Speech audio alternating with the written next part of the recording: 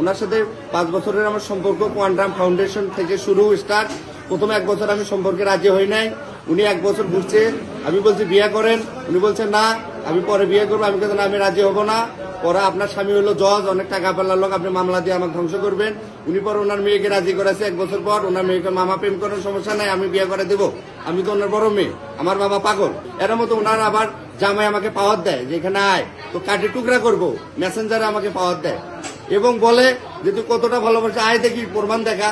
আর আমি যেহেতু তাসমিনা লুসিকে আমার জীবনের চাইতে বেশি ভালোবাসি, এই জন্য আমার সাহস দেখাতে আমি গেছি। ওখানে যাওয়ার পর ওরা আমাকে মারছে এই শাহজালাল ইউনিভার্সিটি পোলাপান দিয়ে।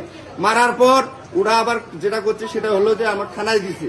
থানায় আমি সারা রাত 24 ঘন্টা থাকার পর জেলে কোর্টের আমি ওখান থেকে জামিনে আসি। এখানে আসার পর যেটা হয়েছে যে প্রথমে আমি ওনাকে দেই, সম্পর্ক ভালোই, ওনাকে বলি যে চলেন একটু টিপা দিয়ে দেয়, যেহেতু আপনি আমাকে ফোন ধরেন না, যে আমার দম বন্ধ হয়ে যায়। আপনি 1 মিনিট করে আমার ফোন ধরেন আপাতত, পরে আপাতত সম্পর্ক না রাখিয়েন, 1 মিনিট করে সম্পর্ক রাখেন, না তো আপনি ফোন না দিলে আমার দম বন্ধ হয়ে আসে। চলেন টিপা দিয়ে আমরা একটু আলোচনা করি। উনি রাজি হলো। উনি রাজি হওয়ার পর প্রথমে বললে তুমি যাও আমি আসতেছি। আমার তো উনি এর আগে 6-7 বার ঘুরেছে যে চলো যাও আসতেছি, যাও আসতে আসে না, যাও আসতেছি ফাঁকি দেয়, আসে না। এই জন্য আমার ভয় ধরে গেছে, এ তো আসবে না, চলো তোমার সাথে। এর মধ্যে উনি যে আবার পাশের রুমে গেছে, যা আবার পুলিশে খবর দিছে, দরজা দিয়ে পুলিশে খবর দিছে, আমাকে আবার পুলিশে দিবে, আমাকে আমার শাস্তি দিবে, আমাকে ভয় দেখাচ্ছে। যখন দরজা দিছে তখন আমার এর আগের বার আমার বাবা মান সম্মান চলে গেছে।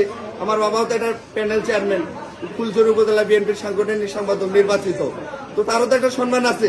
এটাকে কেন্দ্র করে আবার পুলিশে দিবে, আমি রাগতে মরছি, এবার কাছে মরলে মরবো। বাবার বারে বাবার মান সম্মান ইজ্জত মাথা নষ্ট করবো না, নিচু করাবো না। আমি ওই রাগতে বাবার সম্মানের কথা চিন্তা করে দরজা ভাঙছি, ওনার হাতে একটা মারছি। আমি আমার ফলকাটা তাকে সবসময় থাকে একটা হাতে একটা মারছি। মারার পর ওনার ছেলে আসছে, ওনার মারার পর একটা কি দুটা মারার পর ওনার ছেলে আসছে, ওটা চাকুটা নিচে দুইজনে না 2 হাতে। এই 2 হাতে যখন আমি প্রোটেক্ট দিতে পারি না, 2 হাতে আমাকে মারতেছে, যখন প্রোটেক্ট দিতে পারি না তখন ওনার ছেলে আমি পায়ে কামড় দিছি। ওনার ছেলেকে মারলাম কেন বলতে, ওনার ছেলেকে তো আমি মারতে যাইনি, ওনার মা যখন মারতে গেছে ওনার ছেলে আসছে, তখন ওনার ছেলে আসে তখন আমাকে মারতে ধরছে, আমি প্রোটেক্ট দিবে ধরছি। যখন আমি 2 হাতে পারি না প্রোটেক্ট দিতে, তখন আমি ওনার ছেলে পায়ে কামড় দিই। আমার বাবার নাম এইচ এম সুলেমান শেখুনি, সাবেক প্যানেল চেয়ারম্যান এবং ফুলছড়ি উপজেলা বিএনপির নির্বাচিত সাংগঠনিক সম্পাদক, বাংলাদেশ জাতীয়তাবাদী দল বিএনপি। আপনার পদ কি দলে?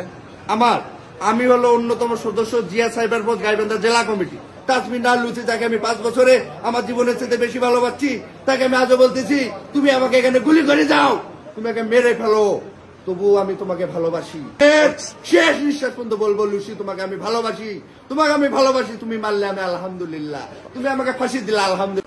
এই ঘটনাটা 3:30টার দিকে ডাবতলা ইস্পার্ক ভিউ বিল্ডিং এ 5 তলায় এই ঘটনাটা আনুমানিক 3:30টার দিকে হবে।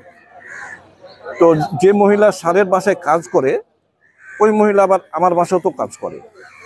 তো ওই সময় অনুমান করছি যে ওই মহিলা স্যারের বাসাতেই ছিল এবং ওই সময় মারামারিও চলছিল। ওই অবস্থায় দেখে ওই মহিলা কিন্তু দৌড়িয়ে আমার বাসায় চলে এসেছে। এসে আর বলতে পারছে না, তো বলছে খালি একটু যে স্যারের বাসায় খুব মারামারি বা কাজের জন্য। আর ওদিক থেকে আমরা সাউন্ডও পাচ্ছি, কিন্তু সাউন্ড বাইরে না ভিতরে এটা ঠিক অনুভব করতে পারছিলাম না। কিন্তু উনি যখন এসে বললো তখন তো আমরা মোটামুটি একটু শিওর হয়ে গেলাম। পরে আমি তাড়াতাড়ি বাহির হয়ে, আমার পাশের বাসায় কাজ হচ্ছিল, ওই বাসাতে বেশ কয়েকজন লেবার ছিল। তো ওনারা কি আমি 2-একটা লাঠি হাতা নিয়ে বললেন যে তোমরা তাড়াতাড়ি এসো, উপর দিকে মনে হয় মারামারি হচ্ছে, কোথাও বাড়ির লোকজন আসছে কিনা এরকম মনে হচ্ছে। তো যাই হোক আমরা গিয়ে দেখি ওই 2 ছেলে একবারে বাইরে বারান্দাতে একবারে পড়ে আছে, কোনো সাড়া শব্দ নাই, রক্তাক্ত অবস্থায় পড়ে আছে। আর ওই অবস্থায় দেখতে দেখতে আবার ম্যাডাম বাইরে আসছে, দরজা খোলা, যে ম্যাডাম ওখানে পড়ে যাচ্ছিল, পরে ধরে নিয়েছি। আর প্রত্যেকদিনই পরে ভিতরে দেখলাম যে বেশ রক্তাক্ত, বাইরেও রক্ত।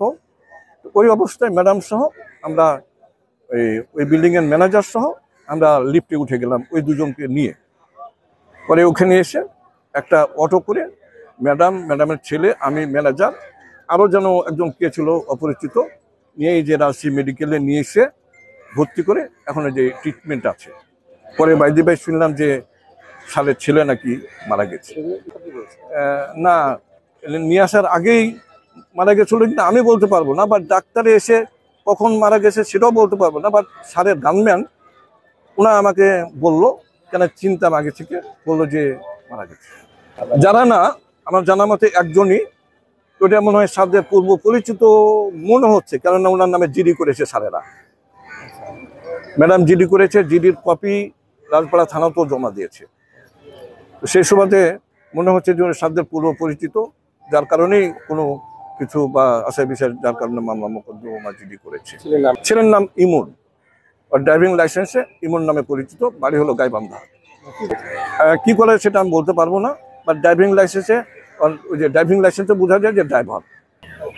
তথ্য বলতে আসলে যে আক্রমণ করছে, যেটা ঘটনাটা ঘটেছে, সে কিন্তু ওনার মানে পূর্ব পরিচিত ছিল। এখন আজকে মানে বাসায় আসছে, বিকেলে বাসায় এসে হঠাৎ করে এই ঘটনাটা করছে। এখন কি কারণে করছে সেটা আসলে এখন ক্লিয়ার না। তবে সে ওনাদের কাছ থেকে, ওনার ওয়াইফের কাছ থেকে টাকা পয়সা চাইতো, যদি পূর্ব পরিচিত টাকা পয়সা হেল্প করতো, আর্থিকভাবে সাহায্য করতো। রিসেন্টলি হয়তো সাহায্যটা হয়তো পাচ্ছে না, সেটা একটা কারণ হতে পারে। তারপরে এছাড়া অন্য কি আছে সেটা এখন আমরা ক্লিয়ার না, যেহেতু যে হামলাকারী সে নিজেও আহত হয়ে চিকিৎসাধীন অচেতন অবস্থায় আছে, আর মানে পেশেন্ট যিনি আছে ওনার ওয়াইফ উনিও তো অচেতন। সুতরাং আমরা এখনো ক্লিয়ারলি জানতে পারতেছি না যে আসলে এর পিছনে কি অন্য কারণ আছে কিনা। মামলা হবে, তারপরে আমরা আপাতত জিডি করে পোস্টমর্টমটা করা হচ্ছে, তারপরে মামলার ব্যবস্থা হচ্ছে। আব্দুর রহমানের সাথে কোনো কথা হয়েছে কিনা, বা তারা সে কোনো কিছু দিতে বলতে পারছে? কথা হচ্ছে, উনি তো আছে, উনি যেহেতু ঘটনা করছে, উনি তো হতাশ একটু আছে, বিমর্ষ অবস্থা আছে। ছেলেটা তো মর্গে প্রেরণ করা হয় এবং বিচারক মহোদয়ের যে স্ত্রী, ওনাকে আমরা গুরুতর জখমের অবস্থায় পাই। ওনাকে তাৎক্ষণিকভাবে সার্জারি ওয়ার্ডে চিকিৎসাধীনের জন্য ভর্তি করা হয় এবং পরবর্তীতে ওনাকে অপারেশন থিয়েটারে নেওয়া হয়েছে। এখন উনি অপারেশন থিয়েটারে আছেন এবং ওনার অবস্থা আশঙ্কামুক্ত নয়।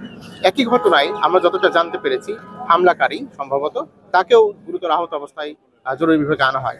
তাকেও আমরা সার্জারি বিভাগে চিকিৎসাধীন করার সকল প্রক্রিয়া সম্পন্ন করেছি, তাকেও অপারেশন থিয়েটারে নেওয়া হয়েছে। এই হলো সার্বিক অবস্থা।